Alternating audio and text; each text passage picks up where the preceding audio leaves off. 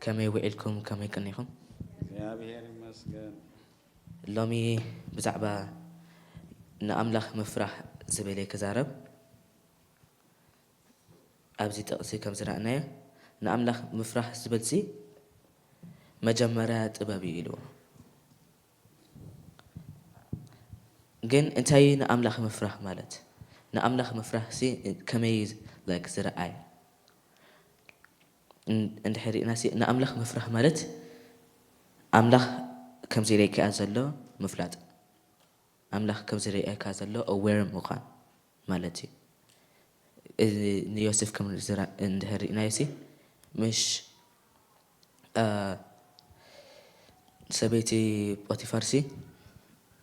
نعدك اسم سايك بزح كذا إلاتو نعدك اسم ساي نعدك اسم ساي مس بلاسوسي أملخ يرئني الله كم يجرا كرك اسم ساي يبلا أملخ يرئني الله كم يجرا كبزي كبر أملخ يرئني الله كم يجرا أزيوتي أملخ مفرح مالت أملخ كم زيري كازلو أملخ سي نكل سبير إليو جن نعها كم زيري كازلو مفلات نأخذ سلزري كازلو تي تصبو تكران تي خما تكران سي يريو تي حتى تكرات يريو so that means نحنا سي كنت قالنا تي نبرنا سي كنت قالنا مالتي again it's not متن like scared كن هون عينت تي نأملخ مفرح مالتي scared مخان يكون aware مخان مالتي تي أملخ سلزري كازلو أملخ سلا like because as see ناتو as أبخا سلا زلو I know see أتوكيرو نبخا سلا ستم زلو كتقال لك مالتي you have to watch out أتي تبلو زلخا أتي تزاربو زلخا أتي أكايرخا أتي تجارو زلخا كتقال لك مالتي عند هري ناسي أب قدامي بيتروس بلا the eyes of the Lord are on the righteous إلو بتكرنا عند أي كن the eyes of the Lord are on the righteous أنت جزيا بهير نبضات قناتين yeah that means تي نجارو زلنا نحن أتأك أنا سلسخنا تي نجارو زلنا يريئوي سلسري أو زلو تي نجابرو تي نزاربو كله أملخ يريئني يالو إزي كجبر أكلني أملخ يريئني يالو إزي كجبر ألني مالتي زي عينات mindset كلونا له جن كمي أبي واسكاسي كمي يزمثل نتحرق ناسي نأملخ مفرح for example نتحرق أب 2026 إزي كجبري إلكا جبره أب 2026 إزي أجرني تإلكا أزك برا إتي زبال كاي تي promise تجبر كاي نأملخ سي جبره فتسمو تي ناس كا promise مالتي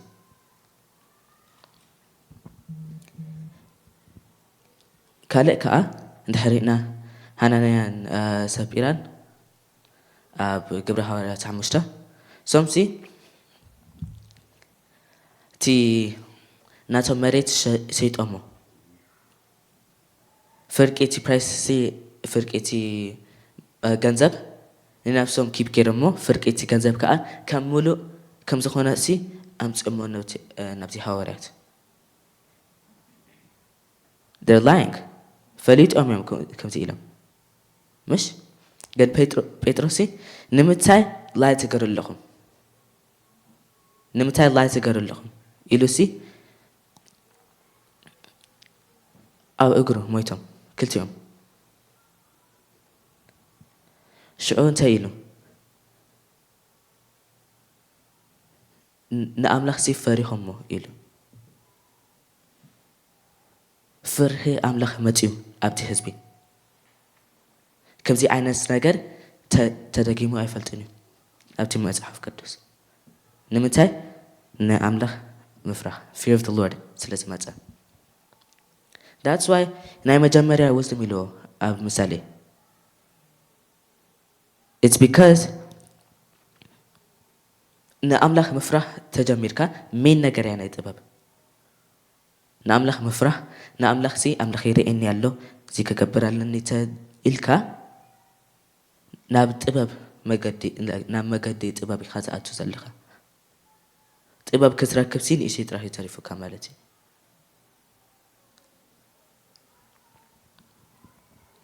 ፍርሃት ኣምላኽ ኣገዳሲ እዩ ኣብ ሂወትና ፍርሃት ኣምላኽ ሲ ብዘይብኡ ናብ ኃጢአት ክትኣቱ ሲ ቀሊል እዩ ማለት እዩ ንኣምላኽ ምፍራሕ ንኣምላኽ ጠሜትካ ምኻር ኪ ነገር ኣብ ሂወትና ድኽሪእና ካልእ ቨርስ ምሳሌ 3:7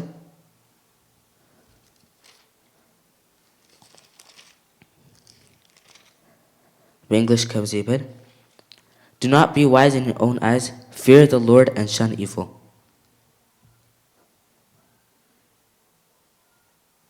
ምሳሌ 3:7 ባዕለይ ይፈልጥ ኣይትብል ንእግዚአብሔር ፍራሕ ካብ ክፉእ ከርሓቅ Thank you. ባዕለይ ይፈልጥ ኣይትበል ኢሉ በቲ ትግርኛ ግን በእንግሊሽ ሲ ጥበበኛ ከም ዝኾንካ ኣይትረኣየን ነፍስኻ as in like ክትሪኣ ከለኻ ነፍስኻ ሲ ኣነ ጥበበኛ እየ ዓይነት ሲ prideful ዓይነት ከይተምስላ ግን instead ንኣምላኽ ፍራሕ fear the Lord ሽዑ እንታይ ንኃጢአት ንዓቑ ኢሉ ንኣምላኽ ምፍራሕ ማለት ካብ ኃጢአት ምርኻቕ ማለት እዩ ንኣምላኽ ምፍራሕ ማለት ካብ እቲ ኩሉ ናይ ዓለም ነገር ምውፃእ ማለት እዩ ፍርሃት ኣምላኽ ተሃልዩና ናይ ዓለም ነገር ኣይሒዘናኒ ማለት እዩ ባዕለይ ይፈልጥ ኣይትበል Do not be wise in your own eyes because ናይ ዓለም wisdom ወይ ናትካ wisdom ሲ ፍርሃት ኣምላኽ የብልን ንኣምላኽ ሲ ኣይፈርሁን እዮም ወላ እቲኦም ጥበበኛታት ዝበሃሉ ኣብ ዓለም ሰሎሞን ወላ ረአዩ ጥበበኛ ኮይኑ ሲ ክንደይ ኣንስቲ ምሽ ብዙሕ ኣንስቲ ናብ ገለ በዓል ገለ ሲ ናብ ገለ ኣይዶልስ ኣትዩ ማለት እዩ ጥበበኛ ኮይኑ ሲ ግን ናይ ዓለም ጥበብ ስለ ዝነበረ ማለት እዩ That's why ንኣምላኽ ፍራሕ እምበር ናይ ዓለም ጥበብ ኣይትድለይ ማለት እዩ እቶም ኩሎም ኢንተሊጀንስ ዝበሃሉ ኣብ ዓለም ገለሲ ብናይ ዓለም ስታንዳርድስ ፍርሃት ኣምላኽ የብሎም ናብ ገለ ወላ እቶም ይህሉ እዮም ማለት እዩ ግን ፍርሃት ኣምላኽ ተሃልዩካ ሰፐሬት ኢኻ ትኸውን ካብቲኦም ምስኻ ዘለዉ ድዮም ካብቲኦም like friends ትብሎም ድዩ ገለ separated ኢኻ ትኾን እዚኻ ንኣምላኽ ስለ ትፈርሆ ንኣምላኽ ስለ ትደልዮ ንኣምላኽ ናይ እቲ ኣምላኽ ዝበሎ ሲ ትገብሮ because ንኣምላኽ ትፈርሆ ፍርሃት ኣምላኽ ተሃልዩካ እቲ ኣምላኽ ዝበሎ ትገብር ኢኻ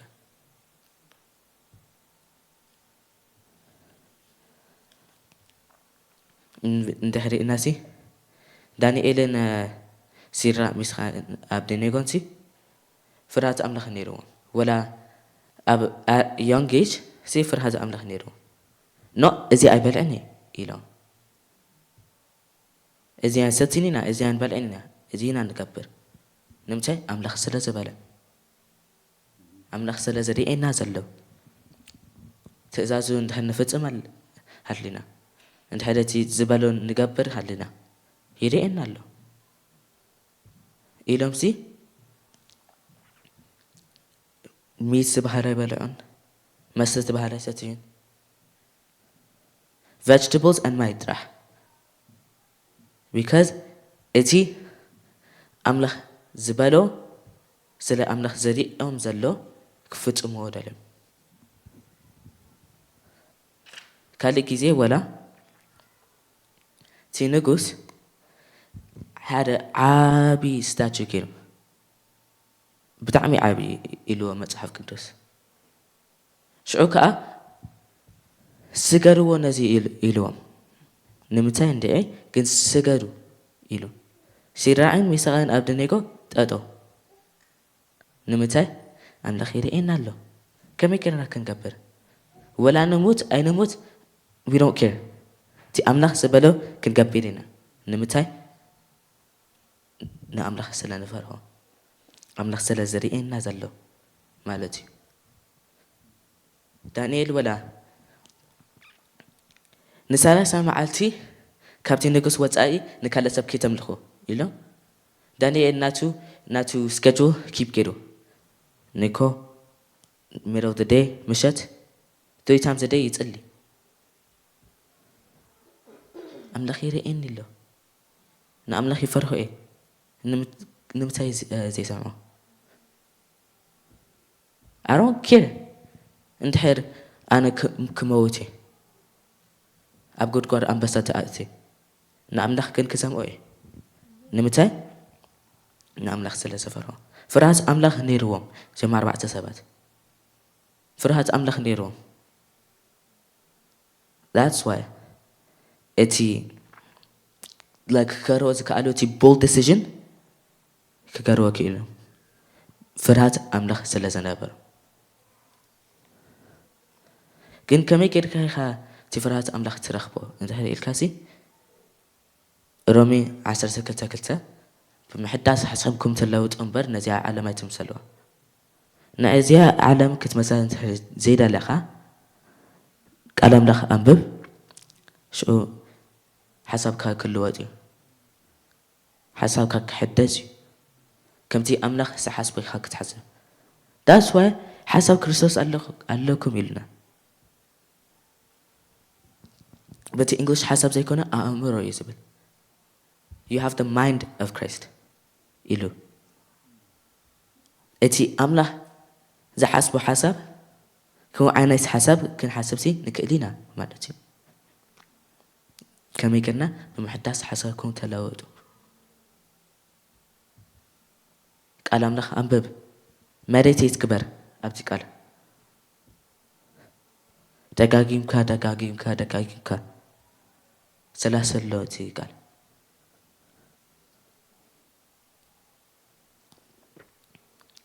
እቲ ኣምላኽ ዝደለየካ ኣብ ሂወትካ እቲ ኣምላኽ ዝበለካ ክትገብር ትክእል ኢኻ ግን ፍርሃት ኣምላኽ ክህልወካ ኣሎ እቲ ንኣምላኽ ምፍራሕ ማለት ብዘይ ንኣምላኽ ምፍራሕ እቲ ትገሮ ዘለኻ እቲ ኣካይዳኻሲ መስ እዩ ዝኸውን because እቲ ኣምላኽ ኣይርኤኒ ዓይነት consciousness ኣይህልወካን እዩ ኣምላኽ ይርኤኒ ኣሎ ገለ ክትብል ኣይትክእልን ኢኻ ኣምላኽ ስለ ዝርኤካ ዘሎ እቲ ክትገብር ዘለካ ነገር ኣምላኽ ይርኤኒ ኣሎ ዓይነት ነገር ዓይነት ሓሳብ ስለ ዘለካ ዓይነት ማይንድሰት ስለ ዘለካ እቲ ናይ ዓለም ነገር ከም ናይ ዓለም ነገር ትወፅእ ናብ ናይ ኣምላኽ ነገር ተኣቱ ማለት እዩ እቲ ዓለም ዝብለካ ኣይትከድን እቲ ኣምላኽ ዝብለካ ትገብር ማለት እዩ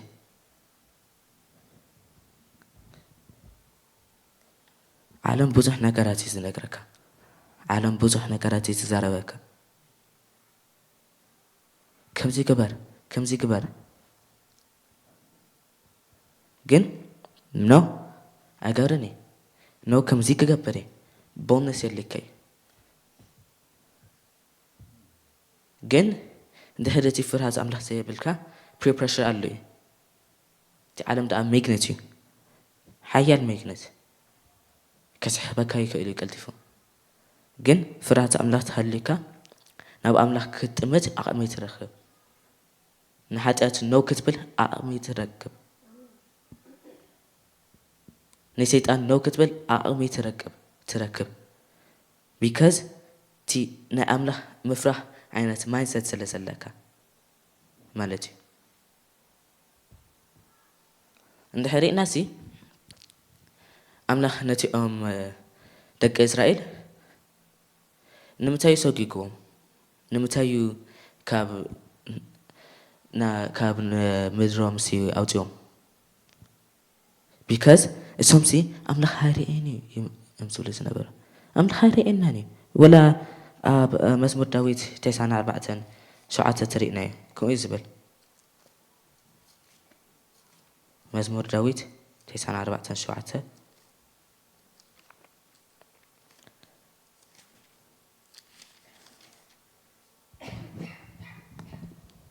እግዚአብሔር አይርኤውን አምላኽ ያዕቆብ አያስተብሎን ይብሉ አለው። Thank you. They say the Lord does not see, the God of Jacob pays no heed. አምላኽ ሲ አይርኤኒ እግዚአብሔር አይርኤኒ እዮም ዝብሉ ዝነበሩ አይርኤኒ ከምዚ ክገብር ሲ አይርኤኒ ኣይስተውዕሎኒ እዮም ዝብሉ ዝነበሩ ግን ኣምላኽ ስለ ዝረኣዮም ፍርሃት ኣምላኽ ስለ ዘይነበሮም ወላ ኣብ ሮሜ ዝበሎ ሲ there is no fear of God before their eyes ኢሉ ብዛዕባ እቲ እስራኤላውያን ክዛረብ ከሎ ናይ ፍርሃት ኣምላኽ ስለ ዘይነበሮም ሰጊግዎም ካብ ምድሮም ሰጊግዎም ካብ ዓሌቶም ካብ ምድሮም ሲ ኣውፅዎም ቢካዝ እቲ እሱ ዝበሎም ዘይገበሩ ፍርሃት ኣምላኽ ስለ ዘይነበሮም ናብ ሓጢኣት ኣቶም ማለት እዩ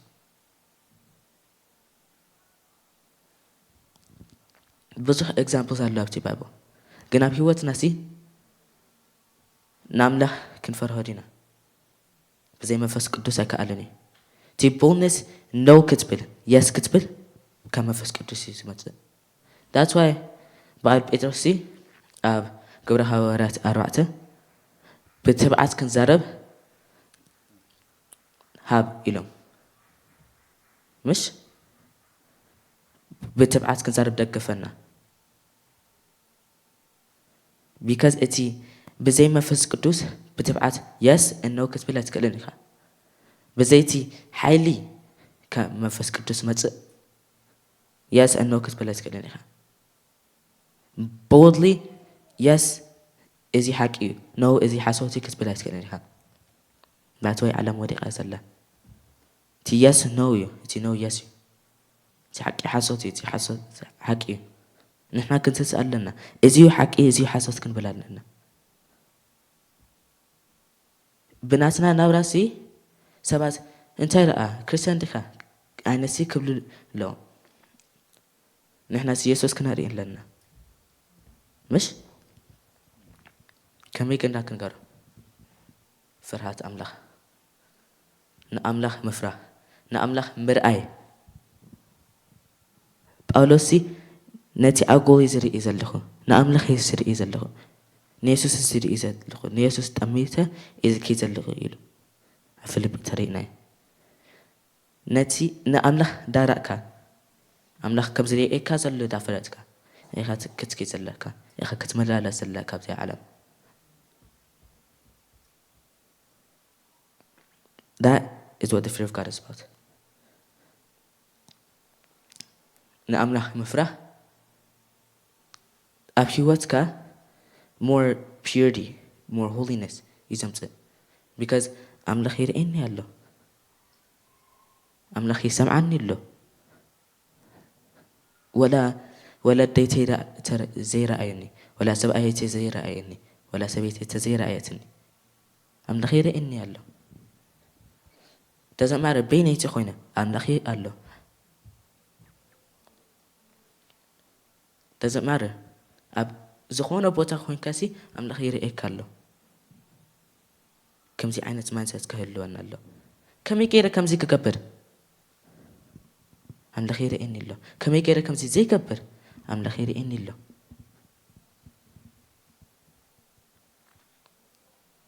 እዚ ሓሶት እዩ ኣምላኽ ይርኤኒ ኣሎ ከምዚ ክብል ኣለኒ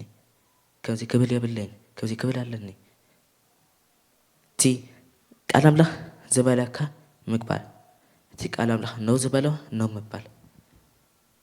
ምስ ቃል ኣምላኽ ኣላይን ምግባር እዚ እቲ ህይወት ክነብር ዘለና እቲ ፍርሃት ኣምላኽ ግን ኣብ ውሽጥና ክህሉ ኣለዎ እቲ ፍርሃት ኣምላኽ ዝበሃል እቲ fear of the Lord ዝበሃል ንእግዚኣብሔር ምፍራሕ ዝበሃል ኣብ ህይወትና ክህሉ ኣለዎ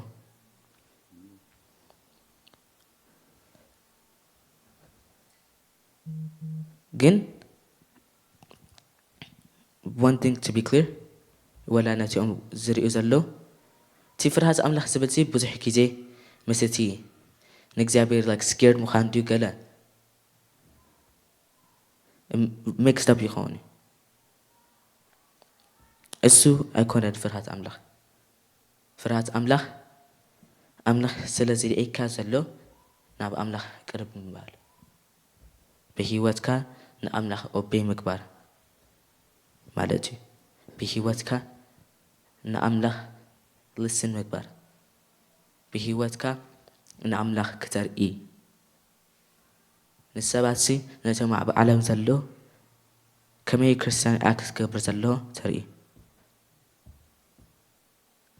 ከመይ ክርስቲያን ክኸውን ዘለዎ ተርኢ ኢየሱስ ከመይ ነይሩ ተርኢ ንሕና ብርሃን ዓለም ኢና ክነርኢ ኣለና እቲ ብርሃንና ኣብ ውሽጥና ዘሎ ብርሃን ክነርኢ ኣለና ብሂወትና ክነርኢ ኣለና ብናብራና ክነርኢ ኣለና ብኣካይዳና ክነርኢ ኣለና ብዘይ ፍርሃት ኣምላኽ ክግበር ኣይከኣልን እዩ ፍርሃት ኣምላኽ ክህልወና ኣለዎ ሜን ነገር ኣብ ህይወትና ፍርሃት ኣምላኽ ሜን ነገር ኣብ ህይወትና ንኣምላኽ ምርኣይ ንኣምላኽ ምጥማት ንኣምላኽ ቅርብ ምባል ንኣምላኽ ምስማዕ ኦቤይ ምግባር ማለት እዩ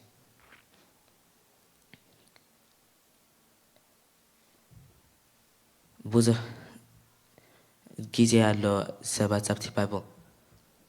ኣምላኽ ይርአየኒ ኣሎ ዝብል ፍርሃት ኣምላኽ ዝነበሮም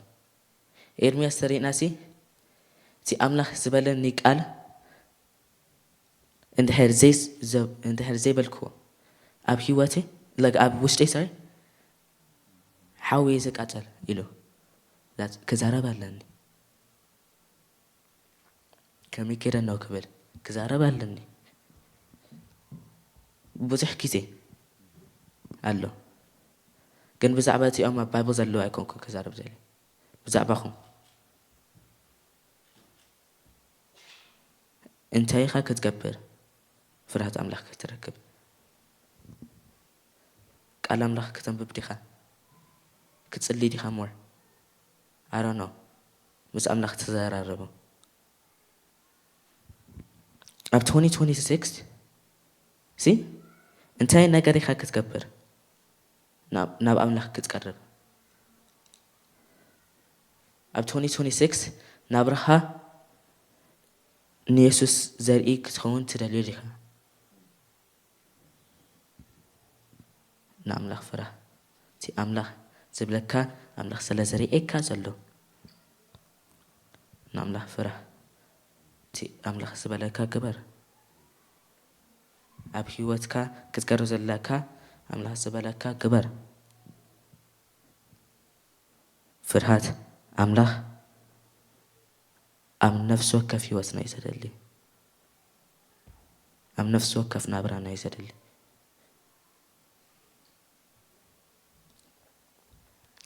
እቲ ሓቂ ዝኾነ ሓቂ ክንብሎ እቲ ሓሶት ዝኾነ ሓሶት ክንብሎ እቲኦም ኣብ ደገ ዘሎ ሕሱስ እዩ ኢልዎም ዘሎ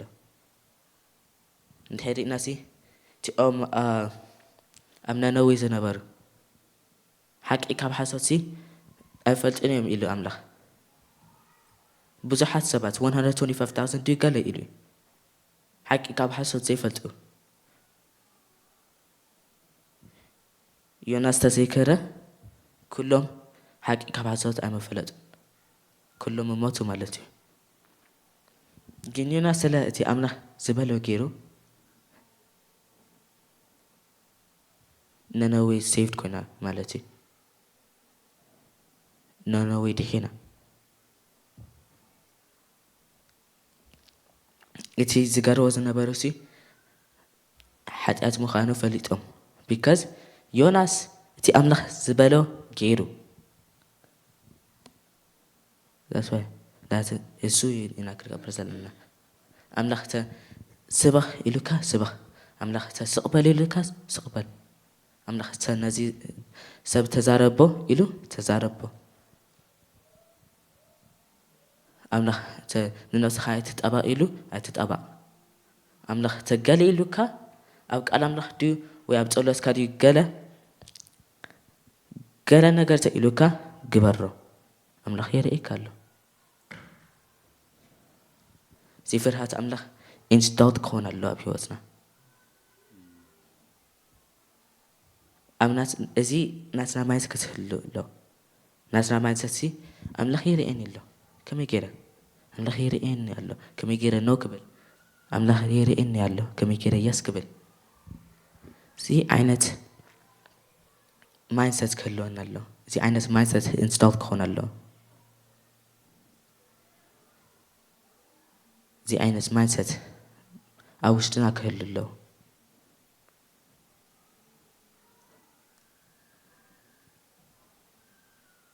ኣምላኽ ይርኤኒ ኣሎ ኣምላኽ የርኤኒ ኣሎ ኣምላኽ ይሰምዓኒ ኣሎ ክገብር ዲ ብዘይ ዳውት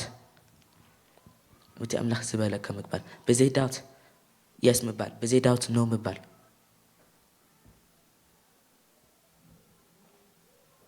ፍርሃት ኣምላኽ ከፍርሃት ኣምላኽ የስመጽእ እስኪ ንጸልይ